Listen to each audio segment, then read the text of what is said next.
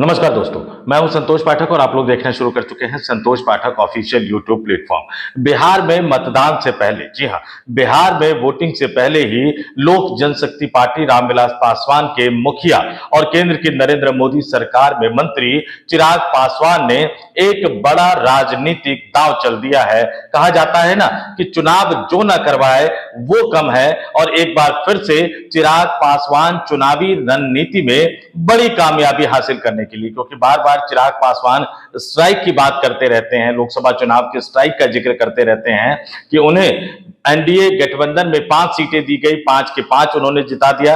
हालांकि विधानसभा चुनाव में जिस स्ट्राइक रेट की बात करते हुए उन्होंने एनडीए गठबंधन में 29 सीटें झटक कर अपने आप को एक बड़े नेता के तौर पर स्थापित किया था, उसमें से एक सीट तो पहले ही उनके खाते से निकल गई है, क्योंकि उनकी उम्मीदवार का जो नामांकन है वो रद्द हो गया है। और ऐसी सूरत में, ऐसे हालात में चिराग पासवान इस बात को बखूबी समझते हैं कि अब बिहार में 243 सदस्यीय विधानसभा में एनडीए गठबंधन सिर्फ 242 सीटों पर चुनाव लड़ रही है, और निश्चित तौर पर भारतीय जनता पार्टी को एलजेपी के उम्मीदवार का यह नामांकन रद्द होना, वो भी तकनीकी आधार पर, यह हमेशा कचोटता रहेगा। और ये चिराग पासवान की नेतृत्व की क्षमता, रणनीति और दूरदर्शिता पर भी सवाल उठाता हुआ नजर आएगा। और इसलिए जो 28 उम्मीदवार बचे हुए हैं, उन 28 उम्मीदवारों में से स्ट्राइक रेट को शानदार बनाने के लिए चिराग पासवान को बहुत कुछ करना पड़ेगा। और इसलिए चिराग पासवान ने एक बड़ा राजनीतिक दांव खेल दिया है। चिराग पासवान की एक नई चाल ने एनडीए गठबंधन के अंदर कई तरह से हलचल पैदा कर दी है। क्या है वो हलचल? चिराग पासवान का वो नया दांव क्या है? चिराग पासवान की वो नई चाल क्या है, जिससे एनडीए गठबंधन के अंदर जो इक्वेशन है उसमें बदलाव होता हुआ दिखाई दे सकता है। इससे जुड़ी तमाम खबरें एक एक करके मैं आपके सामने रखूंगा, तथ्यों के साथ आपके सामने रखूंगा। लेकिन उससे पहले एक अपील, एक आग्रह। अगर आपने अभी तक हमारे YouTube मंच को सब्सक्राइब नहीं किया है तो आगे बढ़िए, संतोष पाठक ऑफिशियल YouTube प्लेटफॉर्म को सब्सक्राइब कीजिए, हमारे वीडियो देखिए, पसंद आए तो ही लाइक कीजिए, शेयर कीजिए, ज्यादा से ज्यादा लोगों तक पहुंचाइए। और आपसे विशेष आग्रह कि आप न केवल हमारे YouTube मंच को सब्सक्राइब कीजिए, बल्कि अगर आप मेंबर के तौर पर ज्वाइन कर सकते हैं तो हमारे YouTube मंच को मेंबर के तौर पर भी ज्वाइन कीजिए। रोजाना का 3 रुपए से भी कम का खर्च है, यानी सिर्फ 89 रुपए में आप हमारे YouTube प्लेटफॉर्म के स्पेशल व्यूअर के तौर पर हमें ज्वाइन कर सकते हैं। प्लान आगे और भी है, लेकिन जो सबसे सस्ता प्लान है वो सिर्फ 89 रुपए का है। तो अगर आप सक्षम हो तो निश्चित तौर पर स्पेशल व्यूअर के तौर पर, मेंबर के तौर पर हमारे यूट्यूब मंच को आप ज्वाइन कर सकते हैं। और अब आते हैं चिराग पासवान की उस सबसे बड़ी चाल को लेकर, क्योंकि नीतीश कुमार अड़ गए हैं। नीतीश कुमार ने कई बातें साफ साफ कह दी है। यह भी कहा जा रहा है कि नीतीश कुमार 2020 का बदला लेना चाहते हैं और चिराग पासवान की पार्टी के उम्मीदवारों को हराकर इस बार वो अपना 2020 का हिसाब किताब बराबर करना चाहते हैं। चिराग पासवान को भी इस बात का डर है, वो भी कहीं ना कहीं अंदर से डरे हुए हैं, क्योंकि अगर उनको ये साफ साफ नजर आ रहा है कि क्योंकि अगर उनके उम्मीदवारों की संख्या हारने वाली ज्यादा रही, यानी इस बार वो स्ट्राइक रेट का जो उन्होंने एक तामझाम फैलाकर रखा हुआ है, अगर वो कम रहा तो केंद्र में उनके प्रभाव में भी कमी आएगी, बिहार में उनके राजनीतिक भविष्य पर भी प्रश्न चिन्ह लग जाएगा। और इसलिए अब चिराग पासवान अपने स्टैंड में 360 डिग्री का बदलाव लाते हुए दिखाई दे रहे हैं। उससे पहले, यानी एनडीए गठबंधन की बात करने से पहले, मोटे तौर पर जरा मैं एक बार इंडिया गठबंधन की भी बात कर लेता हूं। कल नामांकन का आखिरी दिन था, और नामांकन के आखिरी दिन इंडिया गठबंधन की तस्वीर लगभग थोड़ी बहुत साफ होती हुई नजर आ रही है। राष्ट्रीय जनता दल 143 सीटों पर चुनाव लड़ रही है, कांग्रेस पार्टी 61, इसमें से 1-2 उम्मीदवार के वापस देने की बात भी कही जा रही है। सीपीआई माले पिछली बार 19 सीटों पर चुनाव लड़ी थी, इस बार 20 सीट पर चुनाव लड़ रही है। सीपीआई 9 सीटों पर चुनाव लड़ रही है, सीपीएम 4 सीट पर चुनाव लड़ रही है, वीआईपी 15 सीट पर चुनाव लड़ रही है। हालांकि इनके कई उम्मीदवार पर्चा वापस ले रहे हैं, इस तरह की खबरें भी निकलकर सामने आ रही है। और मोटे तौर पर अगर मैं कहूं, जो फ्रेंडली फाइट की बात कही जा रही है कि 4 सीट पर कांग्रेस और राष्ट्रीय जनता दल आमने सामने है, जिसमें सिकंदरा है, कहलगांव है, सुल्तानगंज है और वैशाली है। वहीं 2 सीट पर वीआईपी और राष्ट्रीय जनता दल आमने सामने हैं, जिसमें चैनपुर और बाबू बरही। और वहीं 4 सीट पर कांग्रेस और सीपीआई आमने सामने हैं, बछवाड़ा, करगहर, बिहार शरीफ और राजा पाकर, इसमें कांग्रेस और सीपीआई आमने सामने है। अब आते हैं चिराग पासवान के एजेंडे पर। 2020 में नीतीश कुमार को दूसरे नंबर की पार्टी बनाने में, यानी नरेंद्र मोदी का हनुमान बनकर बिहार में अकेले चुनाव लड़कर चिराग पासवान ने नीतीश कुमार की पार्टी का बंटाधार करने में जो महत्वपूर्ण भूमिका निभाई थी, इस बार कुछ उसी तरह का डर उनको सता रहा है। इसलिए नीतीश कुमार का 2020 में बंटाधार करने वाले, नीतीश कुमार पर कई तरह की बातें करने वाले, तल्ख टिप्पणियां करने वाले, नीतीश कुमार के सुशासन पर सवाल उठाने वाले, नीतीश कुमार के सरकार में कानून व्यवस्था पर सवाल उठाने वाले चिराग पासवान के सुर अब बिल्कुल बदले हुए नजर आ रहे हैं। एक इंटरव्यू दिया उन्होंने, बहुत सारे इंटरव्यू देते रहते हैं। उस इंटरव्यू में उन्होंने कहा कि 2020 अब उनके दिलो दिमाग में नहीं, 2020 अब उनके मस्तिष्क पर भी नहीं। लोक जनशक्ति पार्टी अपने गठन के बाद पहली बार नीतीश कुमार को बिहार का मुख्यमंत्री बनाने के लिए चुनाव लड़ रही है और इसी बात को, इसी एजेंडे को लेकर वो आगे बढ़ रहे हैं। और विडंबना देखिए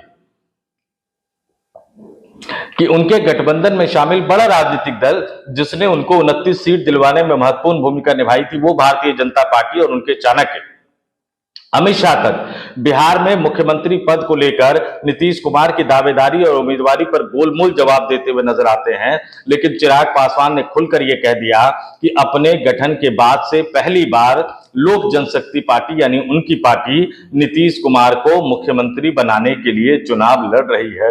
डर कितना ज्यादा हावी है, किस तरह की बातें जो निकलकर सामने आ रही है, और क्या क्या कहा उन्होंने कि इस बार के गठबंधन पर 2020 की कोई परछाई नहीं है। सहजता और खुशनुमा माहौल में हम लोग यानी एनडीए गठबंधन चुनाव में जा रहा है। और उन्होंने कहा कि जब मेरी पार्टी बनी, यानी मेरे पिताजी रामविलास पासवान ने 2005 के पार्टी बनने के बाद फरवरी और नवंबर दोनों जो चुनाव हुए वो अकेले लड़े।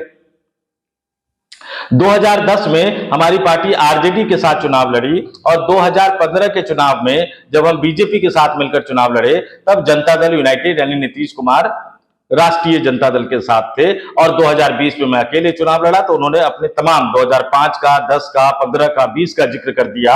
और 2025 में नीतीश कुमार को मुख्यमंत्री बनाने के लिए चुनाव लड़ने की बात कहकर एक तरह से वो हथियार डालते हुए नजर आए, एक तरह से वो सरेंडर करते हुए नजर आए, नीतीश कुमार को बड़ा राजनीतिक संदेश देने की कोशिश करते हुए नजर आए कि नीतीश जी, भले ही भाजपा आपको मुख्यमंत्री बनाने को तैयार ना हो, लेकिन मैं आपको भावी मुख्यमंत्री मान रहा हूं। गठबंधन के अन्य दल भी मान रहे हैं, चाहे वो उपेंद्र कुशवाहा हो, जीतन राम मांझी हो, ये तमाम राजनीतिक दल भी मान रहे हैं। तो ये चिराग पासवान का सरेंडर कह लीजिए या चिराग पासवान की चाल कह लीजिए, चिराग पासवान की रणनीति कह लीजिए, चिराग पासवान की चालबाजी कह लीजिए, क्योंकि वो अच्छी तरह से जानते हैं कि अगर नीतीश कुमार एनडीए गठबंधन में होने के बावजूद ये ठान ले कि चिराग पासवान के उम्मीदवारों को चुनाव हराना है, तो जहां जहां चिराग पासवान की पार्टी के उम्मीदवार चुनाव लड़ रहे हैं वहां वहां नीतीश कुमार उनकी पार्टी के उम्मीदवारों के लिए कई तरह की मुश्किलें पैदा कर सकते हैं, कई तरह की दिक्कतें पैदा कर सकते हैं। और इसलिए चिराग पासवान अब इस तरह का बयान देते हुए नजर आ रहे हैं।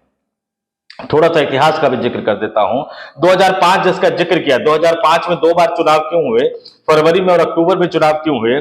2005, उससे पहले 2004 का लोकसभा चुनाव हारकर एनडीए सत्ता से बाहर हो चुकी थी। 2005 में केंद्र में यूपीए गठबंधन की सरकार बन चुकी थी, मनमोहन सिंह मंत्री बन चुके थे, माफ कीजिएगा, मनमोहन सिंह प्रधानमंत्री बन चुके थे। और 2004 में अटल बिहारी वाजपेयी सरकार की विदाई के बाद सोनिया गांधी प्रधानमंत्री बन सकती थी, लेकिन उन्होंने मनमोहन सिंह को प्रधानमंत्री बनाया।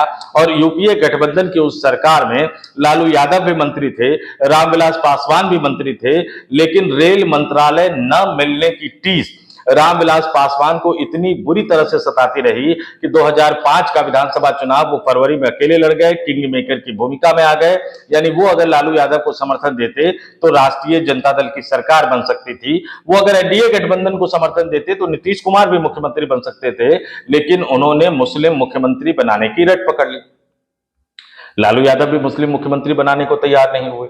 एनडीए गठबंधन में मुस्लिम मुख्यमंत्री बनाने को तैयार नहीं हुई और नतीजा यह हुआ कि रामविलास पासवान की पार्टी तो टूट गई, लेकिन इसके बावजूद कोई सरकार का गठन नहीं हो पाया।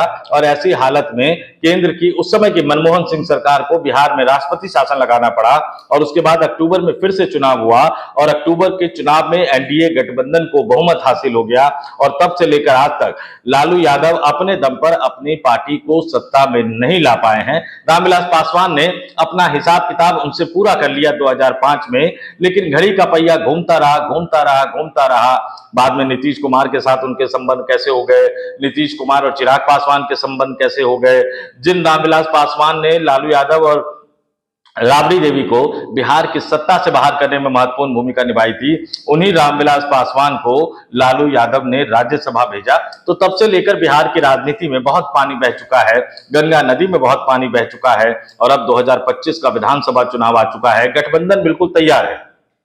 एक तरफ महागठबंधन जिसमें राष्ट्रीय जनता दल है, कांग्रेस पार्टी है, सीपीआई माले है, सीपीएम है, सीपीआई है और उसमें मुकेश सहनी की पार्टी वीआईपी है। हालांकि उस पर भी कई तरह के आरोप लग रहे हैं। झारखंड मुक्ति मोर्चा ने आरोप लगाया कि उनके साथ धोखा किया गया। हालांकि 6 सीटों पर चुनाव लड़ने की घोषणा करके बाद में वो पीछे हट गए। शरद यादव के बेटे ने भी उन पर आरोप लगाया कि मेरे पिताजी से वादा किया था लेकिन मुझे टिकट नहीं दिया। कई बड़े नेताओं के जो अगली पीढ़ी है उनको लेकर कई तरह के आरोप लग रहे हैं। लेकिन इसी तरह के आरोप एनडीए गठबंधन में भी लग रहे हैं कि नीतीश कुमार ने अपनी ही पार्टी के पूर्व प्रदेश अध्यक्ष के बेटे को टिकट नहीं दिया, मिलने से इंकार कर दिया।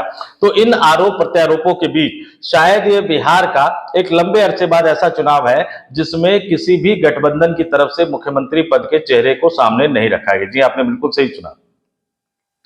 नीतीश कुमार के मुख्यमंत्री बनने को लेकर जनता दल यूनाइटेड जो भी दावे करे या चिराग पासवान अब जो भी कहते हुए नजर आए, उपेंद्र कुशवाहा जो कुछ भी कहते हुए नजर आए, जीतन राम मांझी जो कुछ भी कहते हुए नजर आए, लेकिन गठबंधन की सबसे बड़ी पार्टी बिहार में अभी भी सबसे बड़ी पार्टी है, नंबर 1 की पार्टी है विधायकों के मामले में, भारतीय जनता पार्टी ने अभी तक नीतीश कुमार की उम्मीदवारी को लेकर कोई स्पष्ट तौर पर बयान नहीं दिया। यानी एनडीए गठबंधन ने सामूहिक रूप से नीतीश कुमार को मुख्यमंत्री पद के दावेदार और उम्मीदवार के रूप में स्वीकार नहीं किया है। वही हालत विपक्षी महागठबंधन की भी है। राष्ट्रीय जनता दल भले ही कुछ भी कहते रहे, अखिलेश प्रसाद सिंह कांग्रेस के बिहार के पूर्व प्रदेश अध्यक्ष भले जो कुछ भी कहते रहे, अब तो जयराम रमेश ने भी एक इंटरव्यू में कह दिया, लेकिन आधिकारिक रूप से कांग्रेस ने यानी इंडिया गठबंधन ने अभी तक तेजस्वी यादव को मुख्यमंत्री पद का दावेदार उम्मीदवार घोषित नहीं किया है। तो अपने अलग तरह के मायनों में देखा जाए तो ये भी बिहार के लिए एक अनोखा चुनाव है, क्योंकि दोनों ही गठबंधन बिना चेहरे के चुनावी मैदान में जा रहे हैं। लेकिन चिराग पासवान ने जो नई चाल चल दी ताकि नीतीश उनके उम्मीदवार को जिताने के लिए काम ना करे तो कम से कम हराने के लिए काम तो ना करे। आपका इसके बारे में क्या मानना है? क्या चिराग पासवान की इस नई चाल से उनको फायदा होगा? क्या नीतीश कुमार 2020 को भूल जाएंगे? क्या लोजपा के उम्मीदवारों को जिताने में जनता दल यूनाइटेड महत्वपूर्ण भूमिका निभाएगा, या आपको लगता है कि चिराग पासवान के इस बयान के बावजूद नीतीश कुमार 2020 का बदला 2025 में लेते हुए नजर आएंगे? आपको क्या लगता है? कमेंट करके जरूर बताइएगा। जाते जाते फिर आपसे अपील करूंगा, आग्रह करूंगा, अगर आप नए दर्शक के तौर पर हमारे साथ जुड़े हैं तो हमारे YouTube मंच को सब्सक्राइब जरूर कर लीजिए। और नए और पुराने दोनों दर्शकों से अपील करूंगा कि अगर आप मेंबर के तौर पर हमारे चैनल को ज्वाइन कर सके तो संतोष पाठक ऑफिशियल यूट्यूब प्लेटफॉर्म को ज्वाइन कीजिए। तो इस वीडियो में इतना ही। मुझे यानी संतोष पाठक को दीजिए इजाजत। आप तमाम लोग देखते रहिए संतोष पाठक ऑफिशियल यूट्यूब प्लेटफॉर्म। नमस्कार।